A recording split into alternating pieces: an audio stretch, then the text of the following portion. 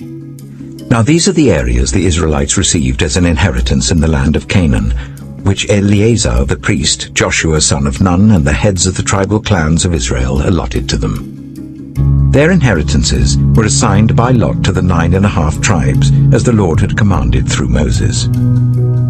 Moses had granted the 2½ tribes their inheritance east of the Jordan, but had not granted the Levites an inheritance among the rest.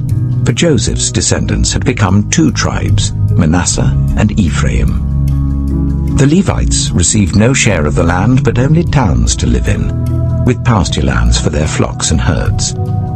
So the Israelites divided the land, just as the Lord had commanded Moses. Now the people of Judah approached Joshua at Gilgal, and Caleb, son of Jephunneh the Kenizzite, said to him, "You know what the Lord said to Moses, the man of God, at Kadesh Barnea about you and me. I was 40 years old when Moses, the servant of the Lord, sent me from Kadesh Barnea to explore the land, and I brought him back a report according to my convictions. But my fellow Israelites who went up with me made the hearts of the people sink. I, however, followed the Lord my God wholeheartedly.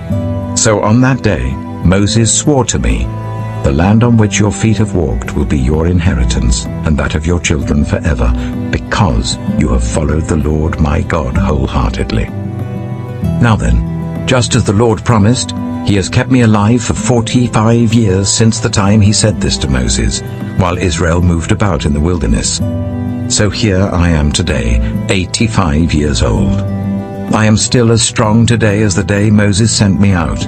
I'm just as vigorous to go out to battle now as I was then. Now give me this hill country that the Lord promised me that day.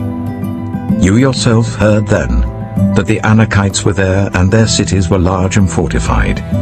But the Lord helping me, I will drive them out, just as he said."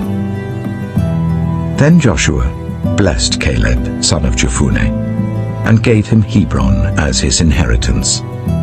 So Hebron has belonged to Caleb, son of Jephunneh the Kenizzite, ever since, because he followed the Lord, the God of Israel, wholeheartedly.